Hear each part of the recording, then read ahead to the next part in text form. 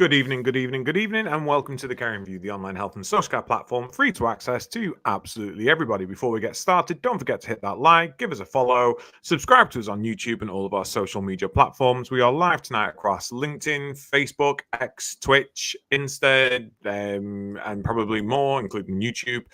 So please do connect with us on our socials, www.thecaringview.co.uk for all of our free resources, all of our suppliers, and you can find out more about our sponsors and catch up with our episodes on there. Everything we do at the Caring View is completely free. We will never charge you for anything. We don't get paid for this. We do this in our own time. And we can only do this because of the fabulous generosity of our amazing sponsors. So without further ado, quick roll call. And every time I do this, I always picture myself as James Marsden from, what's that musical, Hairspray? Roll call! And they all come on, I'm Hannah, Anyway, so we have Prosperwell, the UK's leading digital marketing agency. They are there to support you with your marketing needs, be that for occupancy, increasing your business, or actually just around your recruitment, or just making yourself look absolutely amazing in the public eye. Please do get in touch with Prosperwell. We have Care Business Associates training, CBAT, for all of your health and social care training requirements. Fabulous courses on offer. I've been going through their brochure recently. I feel like a kid at Christmas with the Argos catalogue circling everything that I want to do. So please do go check out CBAT. We've got Attis Care by Attis Insurance Brokers, the comprehensive care coverage and proactive risk management. James from Attis has been on our show a couple of times, and he is also a helping voice at the other end of the line.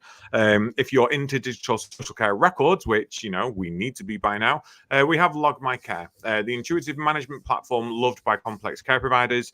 Some really, really, really great resources within the Log My Care system. And they do a lot around positive behavior support. And they do have a free version, a freemium version. So please do go check them out. Our website is powered by Jack AI, and it's the brainchild of Jack White, as so is Health Automated and Enlearningment Online. Health Automated, the care planning software run with AI at the heart, and it's a ring-fenced AI as well, which is incredible and new to the world of social care, and for I believe completely safe to use. And their e-learning platform. And we have Florence, directly connecting healthcare professionals and organizations with shifts and training around the country. A great alternative to agency usage, and also a great online learning platform. And as I'd mentioned earlier, our website is powered by Jack AI. We've also got a partnership with UK Care Week. It is never too soon to get excited for UK Care Week 2026. The dates are up, and we are looking forward to working with them over the next 12 months. Good evening, Mark. How are you? Yes, not too bad. Thank you. You? I'm good, thank you very much. The weather's looking up. It's sunny. It's warm-ish. I've got less than a fortnight till I'm on holiday. So, yeah, things are good. Things are good. What's new in the world of Mark? Not too much. It's not sunny. Well, it is sunny here, but it's not. It's not warm. The heating's on here, so yeah. I don't know what's happened to the weather. It's definitely dropped here in Essex, but sadly. Well, if it's anything like what we're going to be getting towards the end of this week and into next week, it's going to start looking a little bit warmer for us. It's that time of year where I cook everything on the outside grill as well. Even if it's like 10 degrees outside, I'm like, summer now. It's summer. Everything gets cooked on the grill. Rice, veggies, meats, food, fish, everything. I do everything on the grill outside. It's just that time of year. One thing I'm not used to, though, is now that I wear a hairpiece, my hair smells of the outside fire. So it's more washing, more upkeep. But yeah, no, I love this time of year. I do. Tonight, we were going to be discussing the care campaign for the vulnerable, the progress that they've made, their awareness and work around CCTV use in nursing homes and care homes around the country. Unfortunately, Jayne Connery, who was our guest tonight, has been unable to join us. So we do wish Jayne the best, and I hope she's okay. But we're already set up. Let's go live. Let's have a chat. So, we might touch on CCTV. We might touch on care campaign for the vulnerable, but we're not the experts there.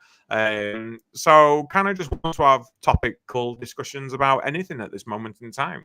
And I want to start with something that's been really bugging me since this weekend. And I want to hear in the comments whether I'm right, whether I'm wrong, but it's around social responsibility. It's around personal responsibility. What's right, what's wrong, and as a society, should we be doing more about it? So I'll put you in the scenario that I faced this weekend. Went to the garden centre, lovely brew, nice piece of cake within my calorie allowance for the day. And on leaving the garden centre, we found a Mercedes parked diagonally in the car park next to my friend's car, who had driven us to the garden centre. Now, this Mercedes was long, like it was a huge car, and the driver's door was open and it was wedged into the door of my friend's car, damaging it, scratching it, denting it. And the gentleman in there was clearly struggling to get out of this vehicle. And my partner, quite rightly, said, "You're going to have to be careful there because you're hitting our car. So please just take it easy." To which his wife suddenly perked up and said, "It's not his fault. He's unable to get out of that car safely. He's unable to get out. He's got mobility problems and he struggles to get out of the vehicle." Now, we work in social care and we know that not everybody is fully able-bodied, and nothing against that. We're fully supportive of people, making sure that environments and society are there to support people's needs. But surely there comes a line where you cannot use your limitations to excuse damaging of people's property. So all I said was, "Totally hearing you. However, you're damaging our car right now." "Oh, well, it's not his fault because he can't get out of the vehicle." "And I'm hearing you. But there are disabled spots in which he can park. And if he's struggling to get out of that vehicle, maybe he shouldn't be driving that vehicle." "Well, he struggles to drive it, you see." Maybe he shouldn't be driving it then. There are vehicles out there probably more suited for your husband rather than this one, and he's damaging our car right now. "Oh, you're so mean. You're so mean. You don't understand. You don't understand." I'm trying to understand, but you're damaging our car right now. All I'm wanting is an apology and to really move your car so you don't do any more damage, so we can have a conversation around what we're going to do about the damage in the vehicle. Could not understand it. I was in the wrong. I was in the wrong for being concerned for the damage to our vehicle because this gentleman was unable to get out of his car.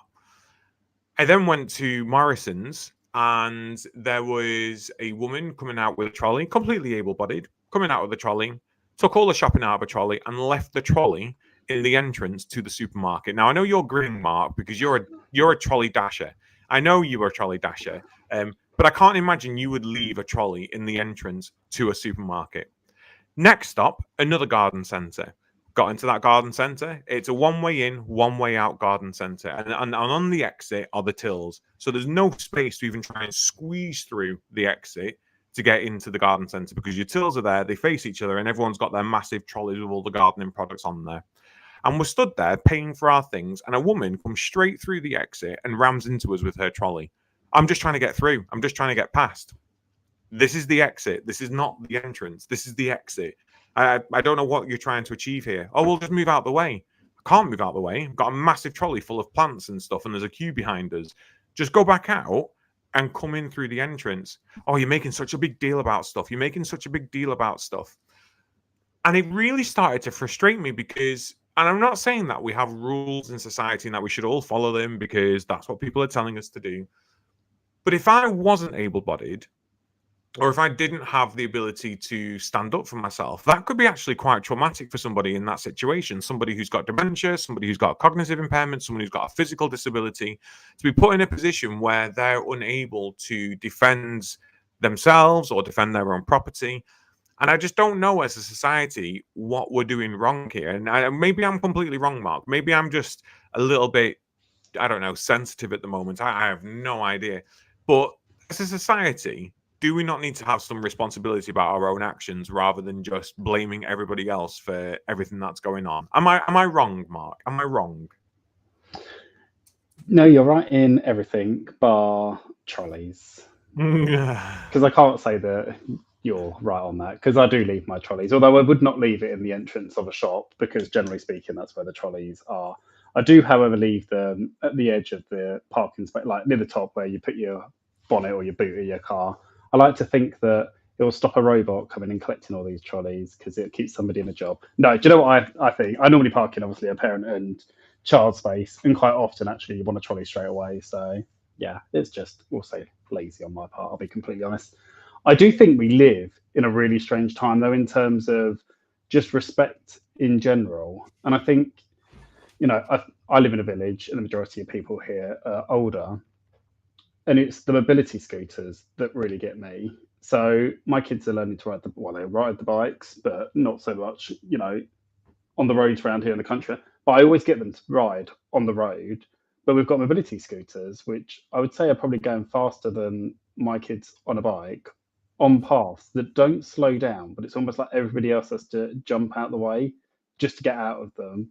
Um, but just like rubbish on the floor. And I've really noticed it around here. I mean, we're nowhere near as bad as Birmingham, but ever since, our wheelie bins, you now have to pay to have your garden waste collected. You can't just go to the tip. You have to book a slot, and like the slots are like 4 weeks minimum in advance, just because of the severe backlog. But I've noticed like people just dumping absolute tons of rubbish in the bins around here, dog bins, your general bins on the street, just to a point where it's unmanageable, unhygienic. And I do feel that actually, like you're saying, we all have a duty of care to do the right thing, but it's almost like that's all gone out the window.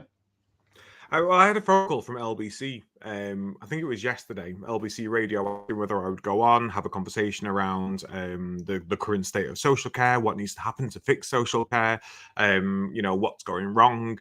And you know me, usually I'd be like, yeah, sure, why not?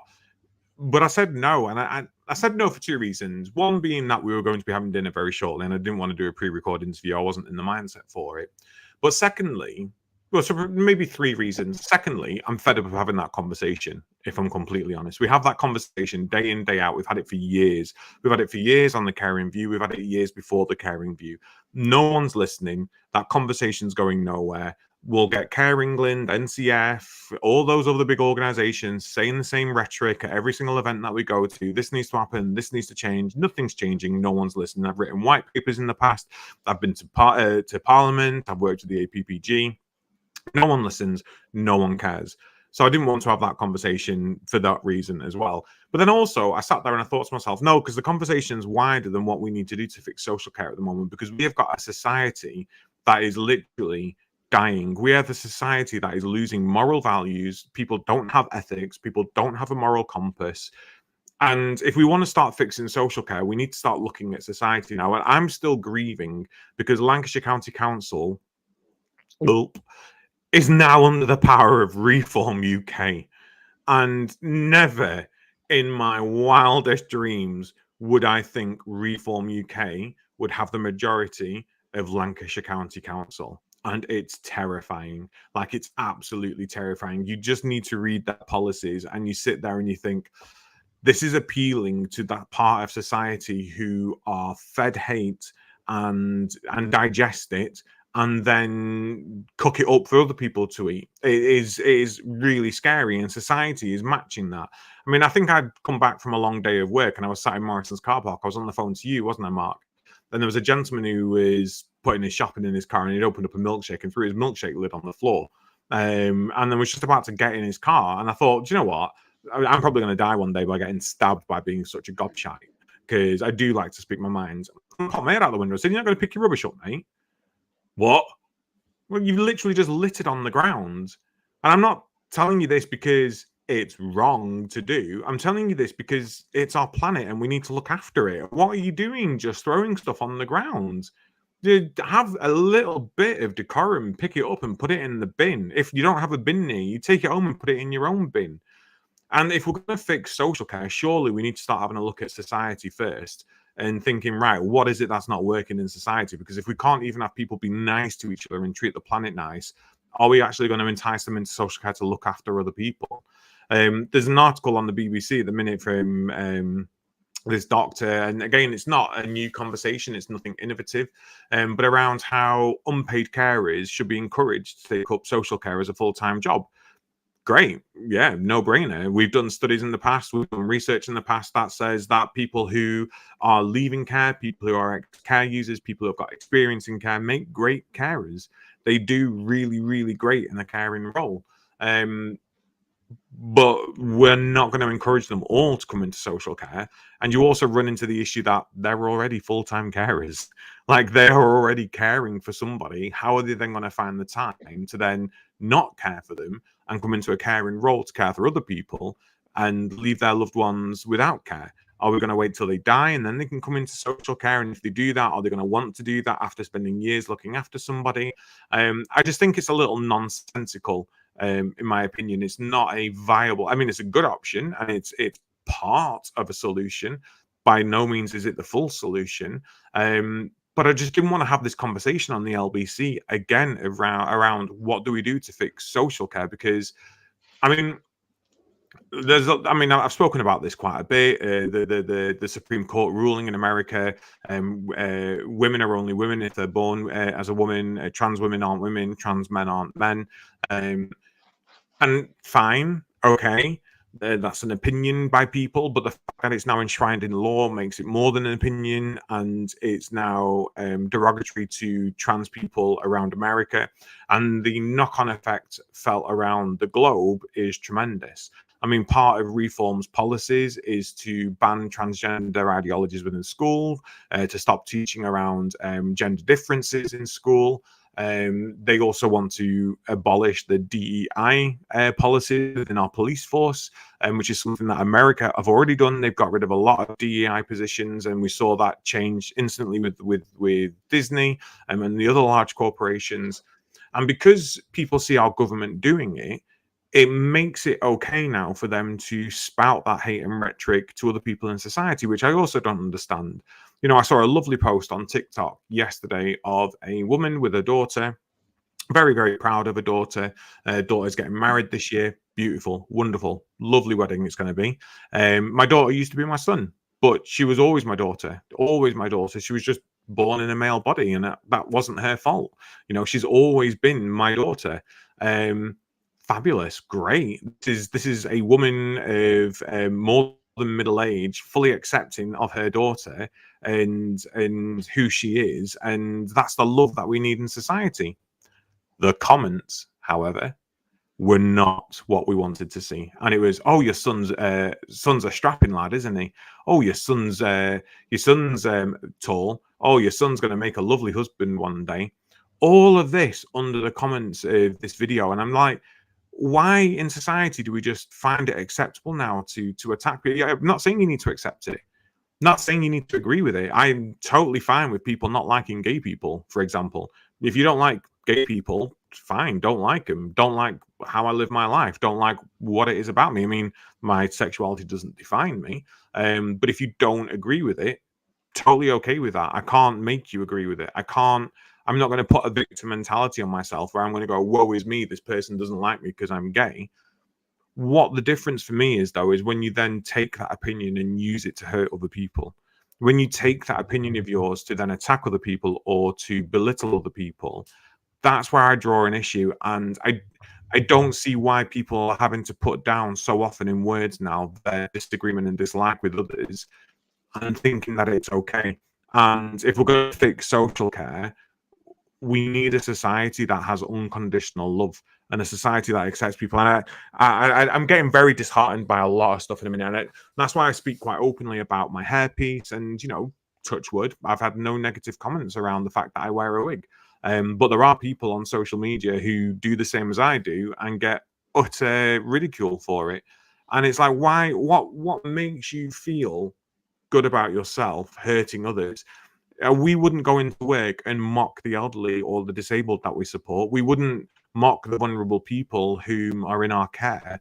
So why would we then do it on social media? And I don't know. I just worry about the state of society equally, if not more, than the state of social care, if I'm honest. Now, Mark, if LBC had rung you up, well, I'm not asking whether you would have gone on or not, but point of view, this conversation around what do we need to do to fix social care, is it a pointless conversation? Well, if they'd rung me yesterday, I was too busy selling ice creams, so I wouldn't have answered my phone. But no, I completely agree. I do think it's the same thing day in, day out around the state of the sector. And I think over the weekend, there was the report around what's going to happen to social care if they don't get the funding, and where streeting was called out. And it's nothing new that we don't already know. I think in terms of when you spoke around volunteers, I have a whole thing around volunteer. No, I've used volunteers in the past in care homes, and one of the services that I turned around, I relied heavily all on volunteers to be able to make the changes that I wanted to make. But we seem to be in this strange time where every single sector seems to be relying on volunteers, but even ones that make thousands and thousands and thousands of pounds of money. So, like social care, for example, we'll be charging for that care. So, why are we relying on volunteers to deliver that care? Why are we not talking to those people about the difference they can make, just like they're caring for their loved ones and the difference there? Why don't we bring them in and actually pay them? And actually, most unpaid carers are probably struggling financially because they're getting 80 whatever quid it is a week to do that. Actually, they probably need the money. They don't want to be volunteering more of their time when they're close to burnout anyway. And I think in terms of social media and comments under posts, I think if you try and ever report a comment, they're never substantiated. Nothing ever happens. And I think people are just now at that point where you can leave whatever you want, scroll on to the next video, leave another comment, scroll, leave another one. I think we have so many AI bots that are probably leaving them. We've got so many videos that are generated or text or images that are AI, but are so good that I think a lot of people probably don't realize they're AI, but are spreading fake news. And in terms of, you spoke around, education within schools. Actually, I've got 3 children and all of them have sex educasts, but not once has it ever been portrayed the way that the media would portray how children learn about sexual education. But on social media, it is, which then just spins this massive web of whatever going on. And then people obviously jump on it, share it, and the fake news just doesn't get taken down. I don't know. I totally agree, and it's not a case of they have this whole thing around this agenda that we're trying to teach children to be gay, like we're trying to teach children to be trans, and all I can say to that is when I was in school and I was putting condoms on a cucumber, if someone had said to me in that class, now you could be doing this with your girlfriend, or you could be doing this with your boyfriend, Adam, or if you don't feel sexually attracted to people at all, you don't need to do it at all, I'd have gone, oh, okay. The thoughts I'm having aren't wrong. The thoughts I'm having in my head right now are pretty legit, and I shouldn't be ashamed to be gay, and I shouldn't cry myself to sleep every night praying God would take the gay away. Maybe I would have come out at a younger age, and maybe I would have been more accepting, and I would have had less self-hate to myself, and I wouldn't have had to done 15 years of bloody trauma work to sort of unpack it all and to be the confident person I am today. There's just I don't know. There's a lot. I mean, Petrus has come in saying, in my opinion, it's really important to understand that people you are referring to were always like that. The worrying bit is the views become the norm and being legalized, giving people the freedom to express or even practice them openly. I am worried too, big time. Now, Jayne has joined us, and I will bring Jayne in a second, but just my last point on this is there's a whole thing around. So a game from 2006, Oblivion, has been remade. It's not even been remastered. It's been completely remade. Open world RPG, fabulous game. If you like Skyrim, it's the predecessor to Skyrim. And there's been a huge sort of controversy around it because they have non-gendered characters in it. And it's appealing to the minority of society. Why appeal to the minority of society? And there's this whole thing around it doesn't apply to me, so why should I bother about it? Now, my partner's German, and his family historically within the German country, his granddad remembered the war, and they have this mindset, used to have this mindset in Germany that they could never let it happen again. But it's around that never happening again, and we can see it in society happening again right now with the right wing, if we want to call it the right wing. But also this idea that the minority doesn't apply to us, and it always reminds me of the poem by Pastor Martin. Now I'm going to butcher his name, Niemöller. I don't know how to pronounce his name. Someone correct me in the comments. And I'll read it quickly because it is very, very short. But first they came for the communists, and I did not speak out because I was not a communist. Then they came for the socialists, and I did not speak out because I was not a socialist. Then they came for the trade unionists, and I did not speak out because I was not a trade unionist. Then they came for the Jews, and I did not speak out because I was not a Jew. Then they came for me, and there was no one left to speak out for me. And it's so, even after these decades since the war, that poem is still so important for people to remember that you don't just fight for your own safety. You don't just fight for your own rights. As a society, we have to be here for everybody. We have to be here to support everybody. Because if you don't, there will be no one left to support you. And I don't know. I just want people to wake up a little bit more. I was chatting to, and I said this to you, Mark, before we came on the podcast tonight, Marissa Bode. So for those who don't know, she plays Nessa in Wicked, the movie. A disabled actress, uses a wheelchair. And she'd put a post up on TikTok yesterday around the Met Gala, and what she wanted to see at the Met Gala was disabled people, because disabled people aren't represented at the Met Gala or any high fashion events. And the fact that actually it's not just about being at the Met Gala for the representation, the lack of representation at the Met Gala means that disabled people are not considered in the world of fashion. And it's something so simple, but actually as able-bodied people, we don't consider. And that lack of representation isn't just around representation, it's around making it the norm that they aren't involved in those circles. They aren't involved in fashion. You know, we have disabled actors within quite a lot of our shows now, which is fabulous. And it's usually those roles that then get attacked by trolls online.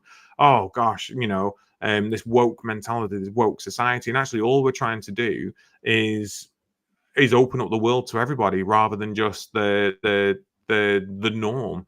And that's what we need to do in social care, is open it up to everybody. Less of my incoherent ramblings now. Tina Welford, evening guys, late tonight. I've just got in following a 3-hour drive after a mock inspection. I don't know what's worse, the mock inspection, the 3-hour drive, or now sitting listening to us on YouTube, Tina. I'm not entirely sure which is worse there. But we do have Jayne Connery joining us. So you are going to get your CCT conversation, although a little bit shorter than planned. And I'm going to bring Jayne in now. Good evening, Jayne. How are you? Hello, good evening. Just listening very intently to your conversation and couldn't agree more, I must say. I was nodding along. It's a sorry world we live in at the moment, isn't it, Jayne? It's a sad world at the minute.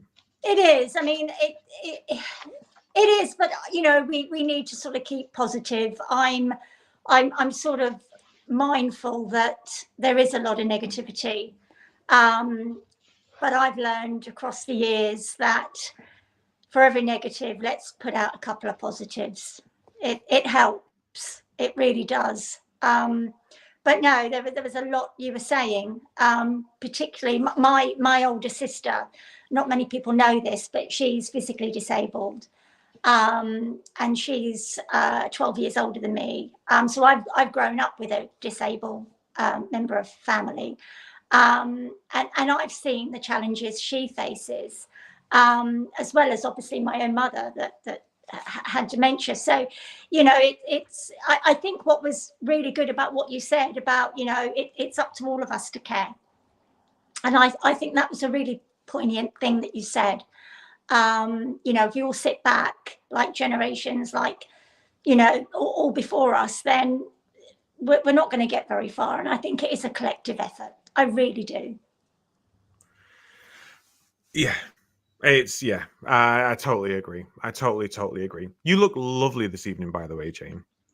You are such a charmer. For those who aren't, I will tell you, I'm looking a bit frazzled because my internet was down. So I live in a block. So I was knocking on all these my neighbours who I do know. I was like, can I come in? Can I come in? I've got to be on the Caring View. And a couple of them weren't even home. So I've now got my internet working. So apologies, I'm late. Absolutely no apologies necessary, Jayne. It's just wonderful to have you here. Thank you for inviting me. You're most welcome. So, Jayne, for those who don't know you, and I can't imagine there's very many people who don't know you, but let us know who you are and what you're about at the Care Campaign for the Vulnerable. Yeah, sure. Well, I'm Jayne Connery, and I'm the director and founder of Care Campaign for the Vulnerable, otherwise known as CCFTV. And I set it up in memory of my mum, Ellen, who had dementia. And it was really basically set up to champion and influence care providers to use safety monitoring particularly in dementia care communities, but we are so much more than that now. We've really evolved. So we also work with providers, and we support families and care staff in crisis. So under one umbrella, we do a lot. So it's a really good time for us at the moment. We've got a lot going on. Thank you very much. And like Adam said, I think if you don't know Jayne, definitely do go check out. We'll pop the website in because you're doing some fantastic work around the awareness, but also support just in terms of how you have diversified and doing different bits and pieces. What does that look like now? Because I think when we very first met you, it was more around the awareness. And then last time it was around actually supporting families with advocating for CCTV, and that kind of dual partnership between the relative and the care home to understand the benefits and what does that look like and some of that staff reassurance. What are you doing now? What's the latest kind of news and milestones? Well, to be honest with you, it's been so busy. Yes, we do all that. We still support families in crisis, NHS teams, funding, unexplained injuries, all that we're still dealing with. We're still going into meetings and working alongside to make sure that the vulnerable person is the one that is central to everything. I work with incredible providers. They are teaching me to love the sector. And I really mean that. I think it's better than any college, university, just being involved and seeing the other side. From a family's perspective is one thing, but from a provider's perspective, it's another. And I have grown with the sector. And remember, I was a daughter that was very unhappy with her mum's care 12 years ago. Knew nothing about the sector, nothing. And this has been my learning curve, and I can put that down to providers. I've learned a lot. So we're still doing that. We're still supporting families, carers. We're getting now more organisations coming to us wanting to partner with us, which is incredible, because we want to align our organisation, and I say our because we've got 90,000 supporters, it's not just me, but our organisation with like-minded organisations that want to be aligned with our ethos, which is safety, transparency, and the good of the sector. But to understand the good of the sector, or to champion the good of the sector, we've got to raise what goes wrong inside it and not be ashamed to say, hey, that might need change. Or if I sit in a meeting and I see a manager not acting quite how they should, I want to be able to go and say, we're not happy with that. Let's try and work on this. And I've done that. But I work very much with the families as well. So my role is to try and steer conversations and try and get answers. And at the end of it, try and persuade providers to look at the benefits of safety monitoring. So we're doing quite a lot. And I'm loving going into care homes. I go into a lot of care homes. I love it. And it's great to go in when there's no issues, when there's no families. It's just I get invited in. And I will say, but don't tell anyone, that is the best part of what I do. I was going to say, Jayne, because I mean, it all sounds incredibly positive. And I love to hear that actually you're learning from the sector and the sector's learning from you. how would you say things have changed over the last 5 years? So COVID put a pressure on everything, and I imagine gave you a bit of a setback in what you wanted to do, gave us a setback in social care of what we wanted to do. What's the sector's response to the work you do now? Has it been difficult? Has there been barriers put up, or has it been quite opening and accepting? A great question, and I get that asked a lot. I would say, and I want to be honest and transparent. When I first set up 12 years ago, the first 3 or 4 years, if I ever went into an event, it would be tumbleweed. And providers used to run to the hills. I've been called that woman. And I've had that on a very reliable source. And I've been called, you know, the interfering one, the one that knows nothing. You know, take it on the chin.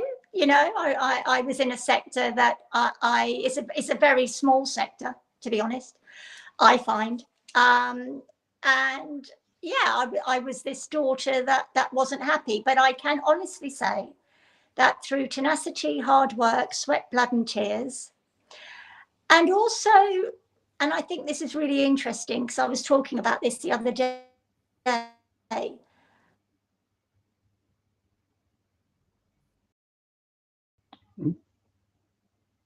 We've lost Jayne, but hopefully she'll be back.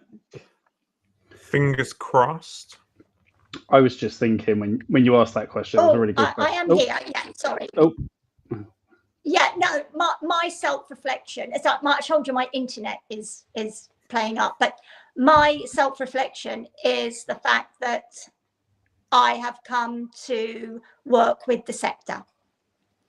And by doing that, I've had to listen, not just campaign, but I've had to listen, and I've had to take on board what was said to me.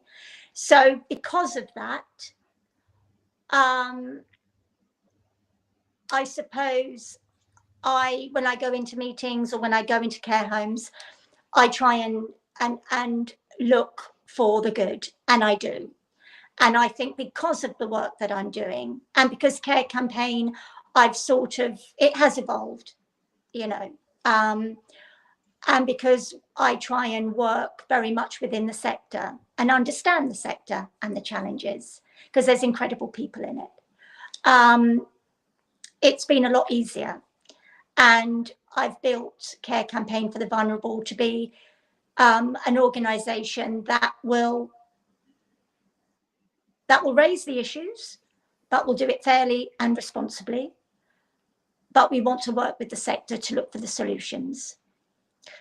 And I think it's become a lot easier to engage with care professionals and providers. And I will say that, again, it's the best part of what I do, because I always feel that by having conversations, whether they be private or public, with roundtables that we do and networking, and I find them absolutely just incredible, because we're now getting prominent leaders come to us and say, you know, we'd like to attend. I reach out to them, they say yes. So I think that says a lot. Yeah, no, definitely. I think, yeah. But I think the challenges are still there. The challenges with unexplained injuries, whether they be innocently sustained, but families are still coming to us. Carers are still coming to us, exhausted, feeling a bit undervalued. And, you know, we look for reform as well. You know, we're looking for reform. We're not just there to constantly bang the drum and negate, because eventually the sector will close their ears to that. I want to work with the sector, and we're doing it. We really are.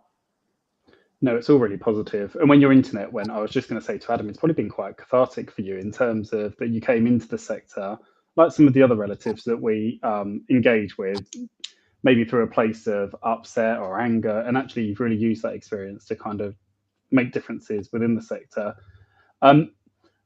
Just listening to kind of the conversation there around kind of where we're at, I think technology is obviously being pushed through from the pandemic, and I think safety monitoring devices aren't actually the unusual now. Actually, a lot of local authorities are looking at them in bits and pieces, which is really good.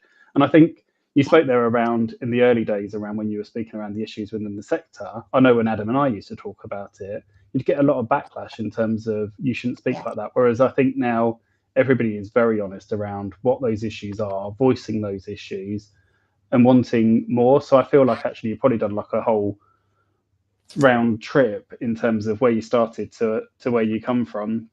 And I just wanted to talk around kind of those different safety monitoring, because you spoke there around unexplained injuries. So we have seen a lot of AI tools come to market, and the local authorities that I work with, a lot of them are using, you know, telecare or telehealth around sensors, infrared, noise. There's probably still, that's not going to negate, obviously, those unexplained injuries, bruises, falls. What would your advice be to providers that are kind of establishing whether they want safety monitoring in terms of a visual or something more, you know, like a sensor-based tool? Yeah, I mean, that's a really interesting question, because I get contacted weekly by providers that come to me privately and say, look, this has happened. We want to talk about the technology that's out there, whether that be acoustic, whether that be, visual. And it's really interesting, because I've got to do a little bit of homework. I've got to do quite a lot of homework on this. And I have. Now, I had a conversation with an organisation that sold acoustic monitoring. And they came to us and they wanted our, I suppose, validation. And we are all for tech. We're all for it. I'm for acoustic, everything that you can put in a care home to protect carers and vulnerable people, bring it on. But the issue with Care Campaign with just that technology is I go into coroner courts regularly to ascertain the cause of death to somebody that's passed away, and there is no reasoning or no answers to what has happened to that person. The only way they can get answers to that is through visual monitoring. Mm-hmm. So that is the reason why Care Campaign for the Vulnerable will always support choice-led, and it's choice-led. We're not looking to police anything. We support organisations that do this, because I advocate complete transparency. You know, it's so important to support the provider as well. And we've gone into care homes that have put in their own monitoring, and they monitor it themselves. And I know these providers, and I think, well, good for you. You've stuck your head above the parapet. You're doing the right thing for the residents and your team. That's great.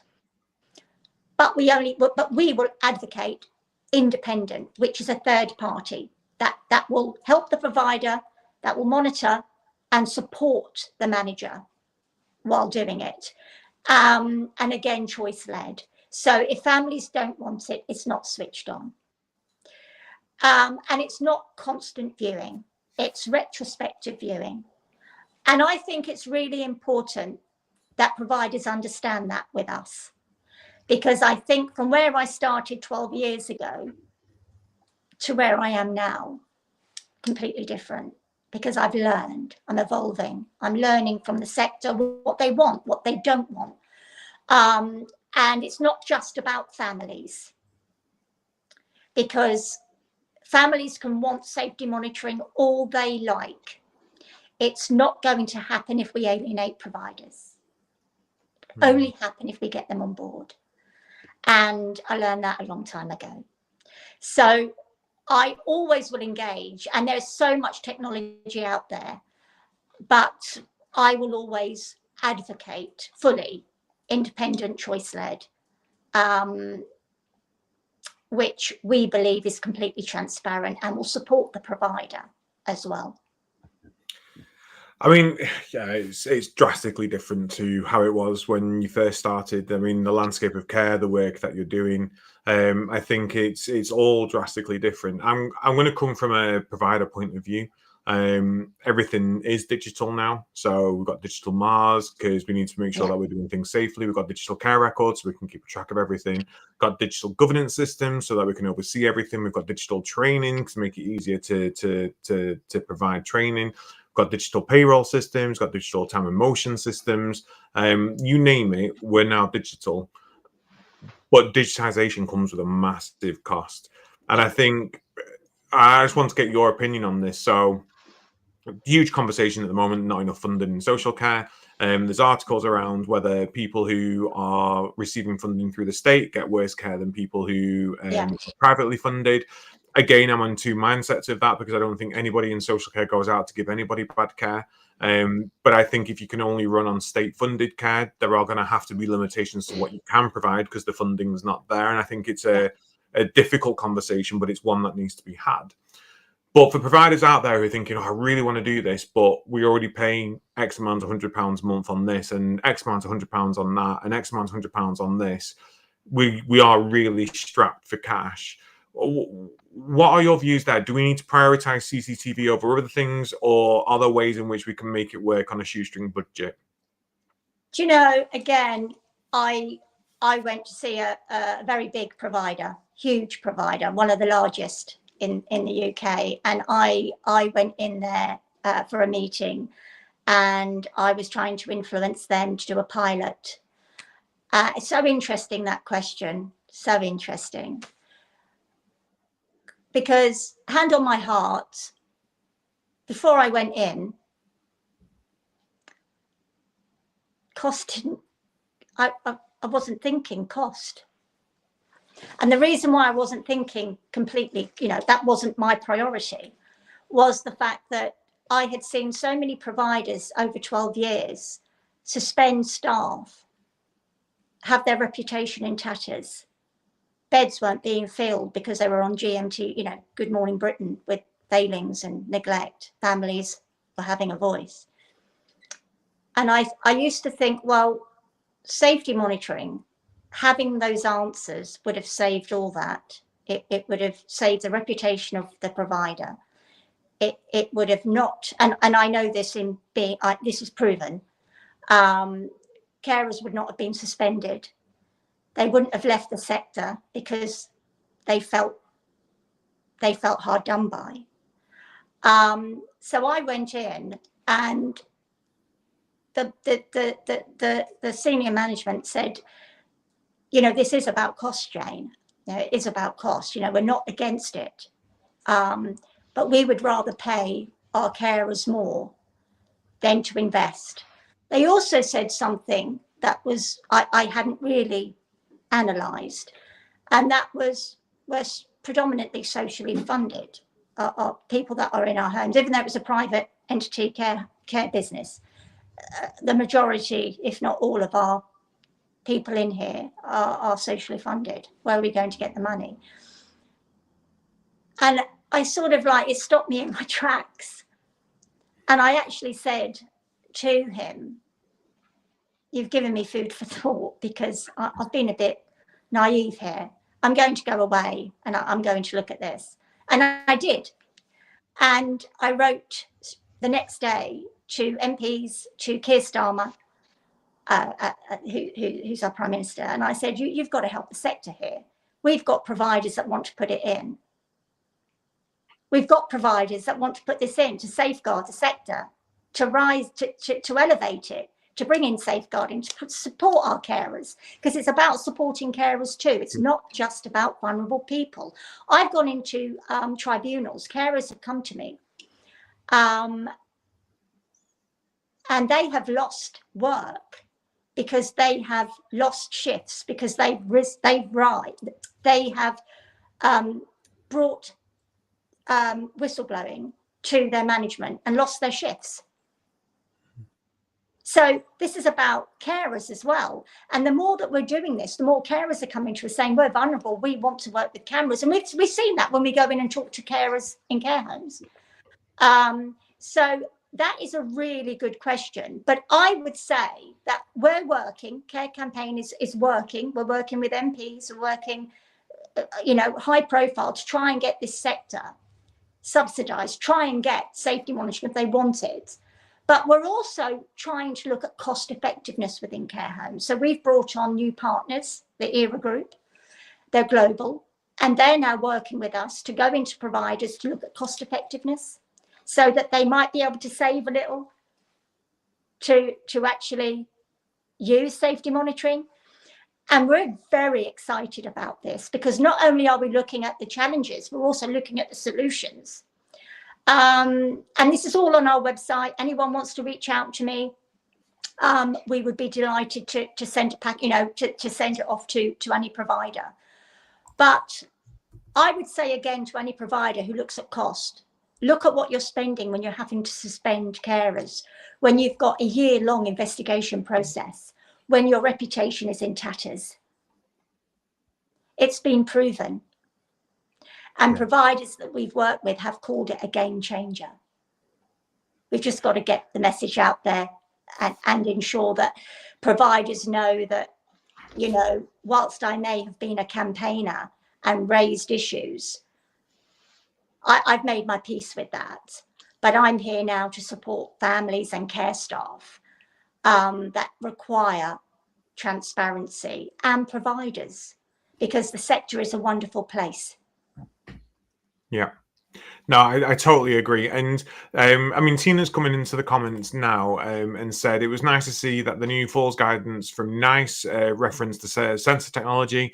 Yeah, but costs are an issue. East Sussex is supporting a nursing home My Visit with Nobi Lights. There are some good firms out there that can link technology systems together to one dashboard for monitoring. I will say Nobi Lights are in Lancashire as well, and there are pilot studies and pilot schemes going on with them. I've opted into one of them for our nursing homes.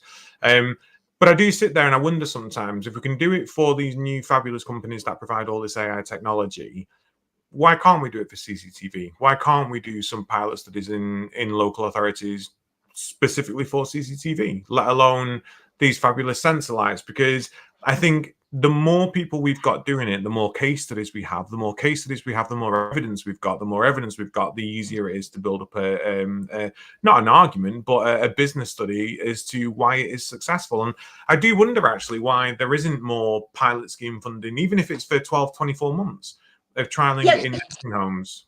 Yeah, we're working with providers, not always publicly. A lot of them just want to do it quietly. I respect that. And those that partner with us, we want to shout about it. I want to get them out. I want to say, hey, look, we've got, the likes of Marie Malaban that are piloting. We've got the likes of Signature who are, we've got to also ensure that the Care Quality Commission, they've got a role to play. And that's a slight battle at the moment. But what we're doing at Care Campaign, we've never said that this is an easy journey. This is for the long run. And I believe that anything worth doing hasn't come overnight. It's taken 12 years. So it will probably take another 12. But I do think we have seen a shift. And I know that. So I think it's just keep on doing what we're doing. Keep on sort of, ensuring that providers know that we're here and that, when they talk to us, it's a private conversation behind closed doors. And then, whatever we put out is with the absolute say-so of the provider. But we want to promote care providers, whether they do it in-house or whether they choose through the independent route. Care Campaign wants to promote them and support them. And I think that's really important. Yeah. Just one more question from myself, and then I'll hand over to Mark, because I know we are short on time. Technological issues abound. It's not an issue at all, Jayne. Don't feel bad. I just want to come again, maybe a little bit devil's advocate.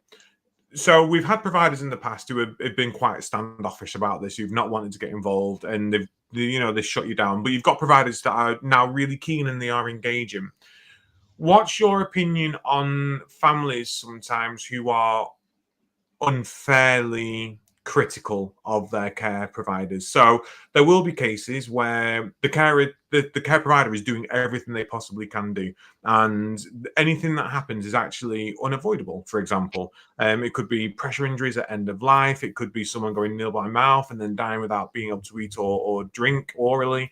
And the carers and the care teams are doing as much as they can, but then the families don't see that, and they can become quite critical, and they can, in some cases, in my opinion, be unfairly or unjust against those care providers. Have you come up with any of that? What's your support there? What's your point of view there?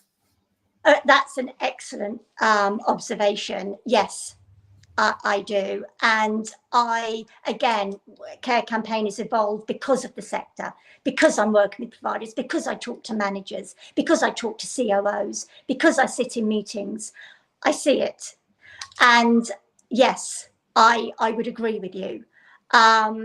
Some families have been hugely critical of us, of Care Campaign, because we sit with providers and we work with them. So I understand that element of it. When I go into a meeting with a family, when they contact me, I'm really, really strict on what I can deliver for the families. And that is, I'm transparent, open and honest.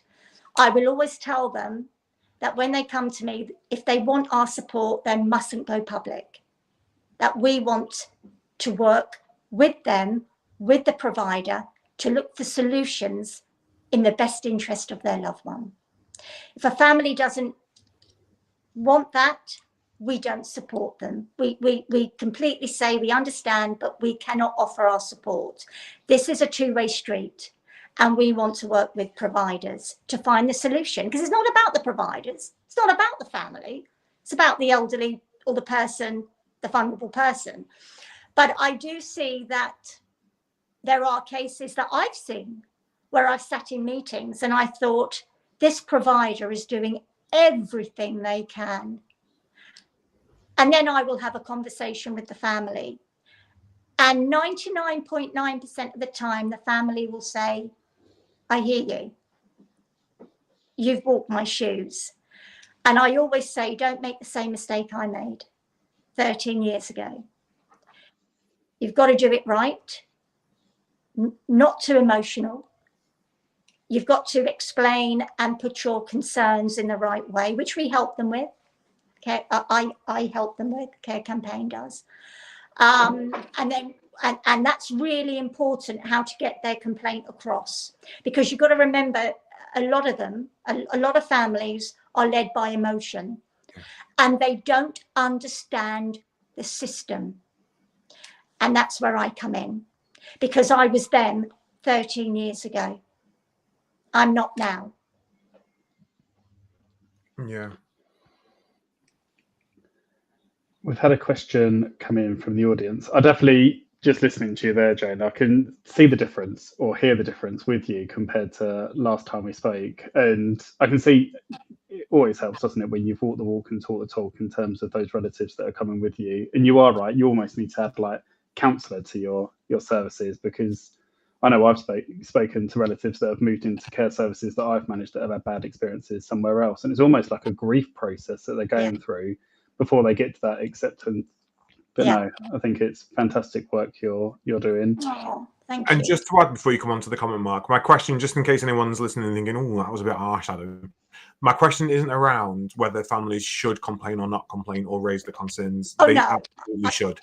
That 100% absolutely should. And actually, when I was listening to you talk then, Jayne, I was feeling quite sad in myself, thinking that there has to be a thought process behind putting these concerns in, because if it's a concern, it's a genuine concern. And as providers, we need to do more to listen. We need to be able to see through that emotion. We need to be able to mediate. We need to be able to translate that emotion and go, we get things are really tough at the moment, and we can understand it. These are some options and how you can put it down to us. We promise you we're going to listen. You know, there has to be an understanding from our POV as well.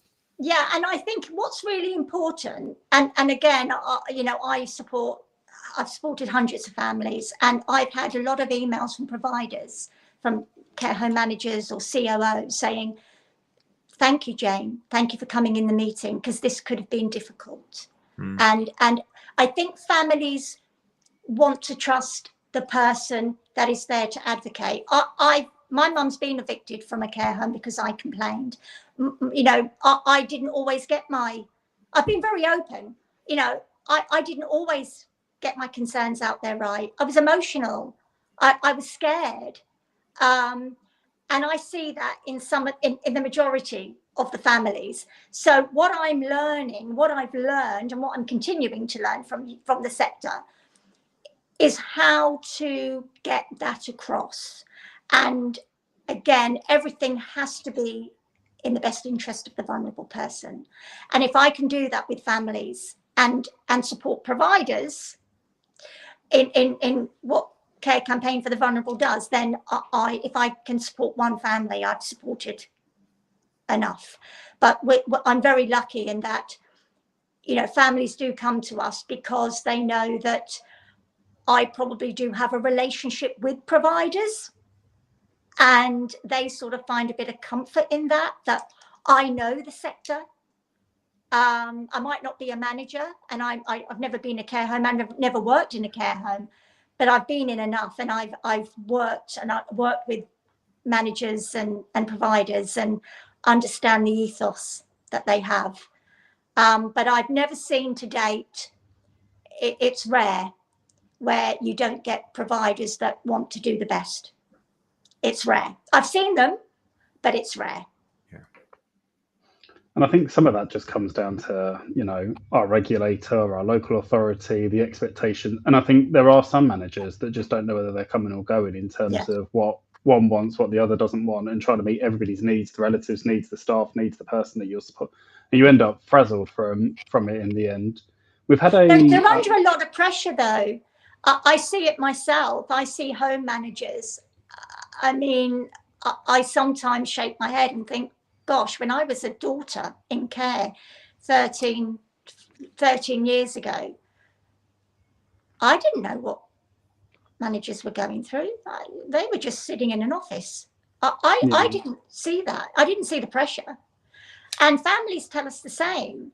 But what's interesting is that I sometimes sit with families for hours and explain to them a day in the life of a care manager. It's absolutely phenomenal. And a lot of the time, it's at the expense of their own family life. And I've seen it. Yeah. I think that's probably most. It's not like being a manager of a supermarket or elsewhere. You're the cook, you're the cleaner, you're the plumber, the I mean, if you work for a large organisation, it's slightly different, and I've worked in both. But especially if you're in one of those small, medium, you know, you're the handyman. You're literally doing every job going, and I always feel like as a manager of a small service, you should be able to walk out of social care and join any sector, because you probably had to do that within your role. Well, I think you have to wear more hats than any other sector. And again, I've worked with the most incredible providers that have completely changed my mindset. No, it's really good, that growth learns. So we've had a question here, and I'll bring both of you in on this. So Tina has put, do you think that the reluctance with funding is around the concerns with legality, the practical issues of the recording, GDPR data protection, etc., and we've got the issue of consent? And just while you kind of digest that, I think for me, when I was on the ICBs with the local authorities I worked with, when I have conversations with commissioners, both those that I work with now, but up and down the country, I think a lot of it for me with the sensors and the AI is the data. And I think there is a belief for many commissioners that they can utilize that data to reduce their cost for paying for care, especially in home care. Whereas I think there isn't necessarily a cost saving from a local authority. So I think that's why we see a lot of these pilots, because they come with the data that the AI can bring.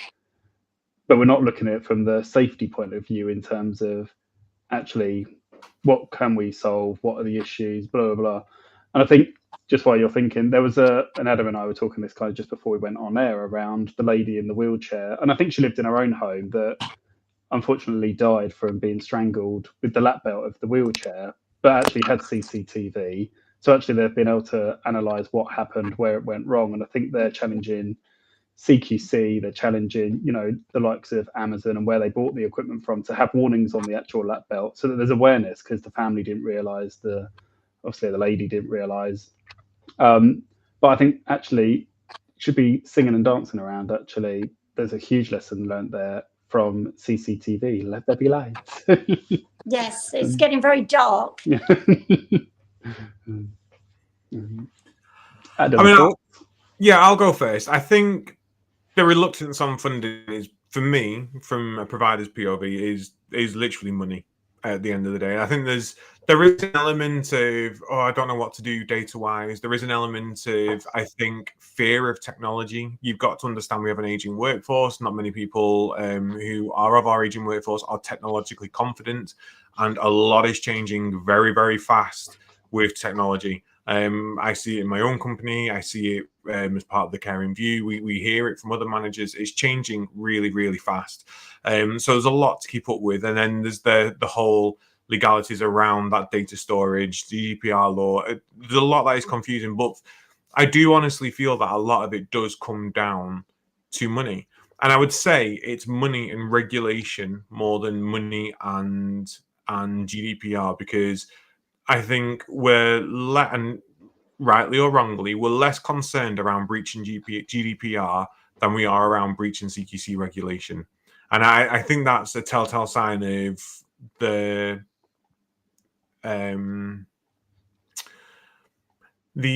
culture our regulator has bred. I would say that the culture we have from our regulator is that although we're trying to do the right thing, they always look for faults. And they always look to see whether we've done things correctly, and they're really keen to say, you've done this wrong, you should have done it like this, and you've not done this, and you've not done that. They won't recognize that you're trying to do good. So I think there's more concern around breaching the CQC regulations around the use of CCTV than there is around the GDPR law. But for me, primarily, I do think it just comes down to cost, funding, lack of uplifts, wanting to pay our team more. There is those elements behind it. And I think let's fast forward 10 years where technology is the norm in social care. I don't think we'll be batting an eyelid at this conversation. I think CCTV will probably be in all new builds and be retrofitted in all homes. But we're changing so much in such a short period of time that it is just costing a lot of money, and the funding just isn't there for us. And, Tina put in the comments around the article that Giles Sheldrick, frequent collaborator of ours, marking the pandemic, and I'm sure, Jayne, you've done work with Giles in the past through the Express, that it could save millions for the NHS, which is great, but nothing's been done about it, and they don't see the return on investment. And if that was the case, then yeah, it'd be a lot easier. But it's down for social care to fix, and I think that's where it's falling short. That's just my opinion. Well, actually, you brought up that article. That was Care Campaign for the Vulnerables article that we did with the Express.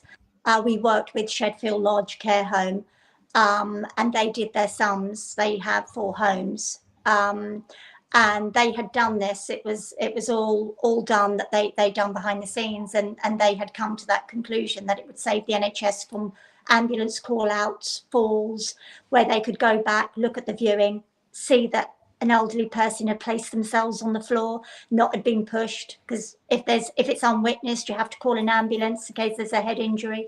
So we did a lot of research on this, and we've been doing this for years. I mean, it's nothing new, but I think you raised something really, really important, and that was the regulator.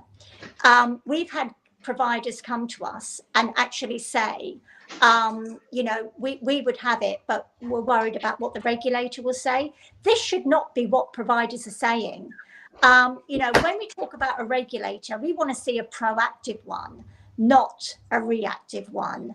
And we're in the middle of looking at how we can work with the regulator.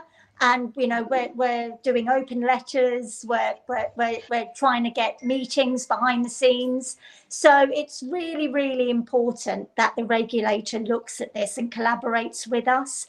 I think cost is of course an element, but again, I would argue that, there are ways of looking at cost effectiveness. You have to prioritize as well. But I do get the challenges, don't get me wrong. And it's still a work in progress. It's still something. But I do believe that all the homes that are being built now have got the wiring for this technology. So it's a case of just providers feeling confident that they're not going to be downgraded because they've got safety monitoring, because they're not, you're not got a dolls team individual coming in and saying, well, I don't agree with it, so the CQC will downgrade. And this has been done. So we want to, our biggest battle is not the providers. Our biggest battle is the regulator. It's funny just listening to the conversation in terms of breaching the GDPR over that. Actually, I think some of those things are really easy to implement things, whereas actually we have got, some of these tests that the local authority or pilots that the local authorities are doing actually will be using AI. The number of those providers that won't have an AI policy, they won't be checking where that data is stored. There'll be so many breaches, what they're doing with that data, and actually that's not something that the local authority pushes, because the local authorities don't have an AI policy either, and the CQC don't either. So they have said that they're just going to go by what the European whoever says, but we don't even have a policy in terms of the UK and what we're doing with it. And so I think actually there's probably more risk from that point of view than there is of the actual GDPR of CCTV. My internet's gone again. Right, there you go. Yeah, I mean, sorry, it's I think they're working on my internet. So, but no, I do think there are challenges. I think there are huge, and I wouldn't sit here and say that there isn't, because I'd be lying. There are challenges, but I think having safety monitoring, having that overview for care staff, as well as for the vulnerable person and for the provider, is crucial. I'll never be swayed from that. I can't be. It's a very core of why Care Campaign exists. And I believe it works. I've seen it work in action. And I know that we've now got carers that feel more secure working with it. But I do think we need, and you've raised such important points here, and I'm really glad that you have, that we really do need to look at the solutions. We can't keep having a sector full of unexplained injuries. One is too many. And I work in this sector now, and I see the brilliance of it. Only takes one poor case to bring it down. You've got the internet, you've got newspapers, you've got social media. And I think families want that peace of mind, just to know that if something goes wrong, which happens, when I brought my mum out of the care home sector, loads of things went wrong in care, in home care. So, we're not looking for perfection. Families aren't, but they're just looking for answers. And I think if providers can provide that, then they're going to run a much more transparent business. And any provider should want that when they sleep in bed at night, to know that what's happening in their care home is what should be happening. Absolutely. I totally agree. I totally agree. Jayne, I could talk to you all evening long on this. I'm glad you can't, because I'm scared my internet is going. I'm sort of sitting on tenterhooks here. It's been an absolute pleasure having you back on the show. I love it. I love talking to you guys. Just invite me on more often. You're more than welcome. Anytime. More than welcome. We are planning on doing a 24-hour show at some point this year. We want to do some. We're still deciding whether it's going to be fundraising to do something, but we're going to look at doing a 24-hour show. So we will be looking at people to join us throughout that 24-hour period. I've been known that I can talk for England, so maybe we'll book you in for 3 o'clock in the morning. No, I'm teasing. We won't. Listen, Jayne, we can find you at Care Campaign for the Vulnerable. I think we had your website up a second ago.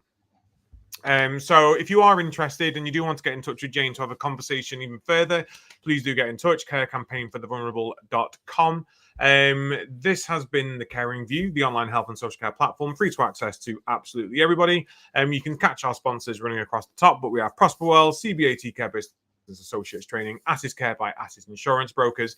We have Florence, Log My Care, and Learning Mint. We've got Health Automated, and we've got UK Care Week. I can't forget those guys as well. So please do follow us on our socials. Please do get in touch with Jayne from her website and on LinkedIn. Jayne, are you on LinkedIn? Yes, my most prominent forum. So I'm always on LinkedIn. I'm always on LinkedIn. But can I just say, guys, thank you for all you do. Oh. And no, but I mean, there's a drop in the ocean. What we do, Jayne. No, I think what you do is really important, particularly for within the sector. So thank you. Oh, well, honestly, it means a lot to us. Mark, this is the time of the night where I put you on the spot and go, what are we talking about next week? Next week, we are talking about startup culture. So we've had a number of people contact us around how they register. And actually, I think they've thought through the business plan, which is one thing we go back to people. Actually, have you thought about your short, your long, your medium-term goals? Actually, how are you going to finance it? Okay, now you're registered. What does that initial team look like if you're starting up a home care company, if you're starting up a care home? And getting that culture right from the early, and how you can build that culture as you grow and develop, either into one service if you have multiple services. So we're going to be joined by somebody that's done that and walked the walk. So yeah, I'm looking forward to that. Perfect. As I said at the beginning of the show, we've got loads of topics that we do want to discuss. And I said a couple of weeks ago, we want to do more self-care topics as well to raise awareness for ourselves. We spend all of our lives looking after other people and supporting other people. Do we actually look after ourselves? And we need to be doing that. So this is my final PSA. Guys, check your testicles. I finally got my testicle appointment through. It's next week, and I'm dead excited because it's going to tell me that there's nothing wrong, but I'm going for my scan anyway, just in case. But this is my way of saying, guys, get yourself checked. If you do want to come on the show to talk about anything around self-care, about how we should look after ourselves better, be it mental health, physical health, social health, please do get in touch, and we would love to build some shows around that as well. But until then, we will see you next Tuesday for a show. We are on a hiatus the week after, and then we'll be back the week after that as well. So do take care. Good night, stay safe, and we'll speak to you soon. And get in touch with Jayne.